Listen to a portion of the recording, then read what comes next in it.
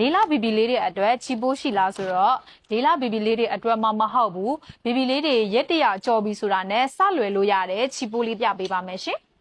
သူ့ရဲ့ဒီဇိုင်းလေးဟာဆိုရင်တော့ဒီလိုမျိုးမိခင်နဲ့မျက်နှာချင်းဆိုင်လွယ်လို့ရတယ်လို့အနောက်ဘက်မှာကြောပိုးလိုလဲလွယ်လို့ရတယ်နောက်တစ်ခုအနေနဲ့ကျတော့ကြောပိုးလိုမျိုးမှမဟုတ်ဘူးရက်တရဖြစ်နေတဲ့အချိန်မှာဘီဘီလေးကိုမေမေတွေကပွေထားသလိုမျိုးလွယ်ချင်နေဆိုရင်တော့ဒီလိုမျိုးလဲလွယ်လို့ရပါတယ်ရှင်ဒါဆိုရင်တော့3 in 1မှာအသုံးပြုလို့ရပါတယ်ရှင်နောက်တစ်ခုအနေနဲ့သူ့ရဲ့အသားလေးရဆိုရင်တော့လုံးဝချီသားတော့ချီသားမှာအေးသားလေးချုပ်လုပ်ပေးထားတဲ့အပြင်ကိုမှအတွင်းထဲမှာဆိုရင်တော့ဘီဘီလေးချီလိုက်တဲ့အခါကျရင်မနာကျင်အောင်လို့ဆိုပြီးတော့အတွင်းထဲမှာဆီလီကွန်လေးပါတစ်ထက်ခံပြီးတော့ချုပ်လုပ်ပေးထားပါတယ်ရှင်ဒီအောက်လေးမှာဆိုရင်တော့ဒီမှာ adjust လေးပါပါတယ်ရှင်ဒီမှာဒီနေရာလေးကနော်ဒီနေရာလေးမှာဘီဘီလေးကိုအနောက်ကခြိတဲ့ခါကျရင် adjust လေးလုပ်ပေးထားပါတယ်အဲ့တော့မေမေတွေလည်းခြိရတာတက်တောက်တက်တာဖြစ်ပြီးတော့ဘီဘီလေးအတွက်လည်းလုံးဝပူနေမှာကိုစိတ်ပူစရာမလိုတော့ဘူးရှင်ဘီဘီလေးကရစ်တရဖြစ်နေလို့ဘီဘီလေးနည်းနည်းချစ်တဲ့ဘီဘီလေးတွေပါတယ်ဆိုရင်တော့ဒီဟာလေးကိုဒီလိုမျိုးခောက်ပြီးတော့အသုံးပြုလို့ရပါတယ်ရှင်သူကအရွယ်အားဖြင့်ဆိုရင်တော့ဘီဘီလေး3လကျော်ကနေစပြီးတော့နှစ်ကျော်3နှစ်လောက်ထိကိုအသုံးပြုလို့ရပါတယ်ရှင်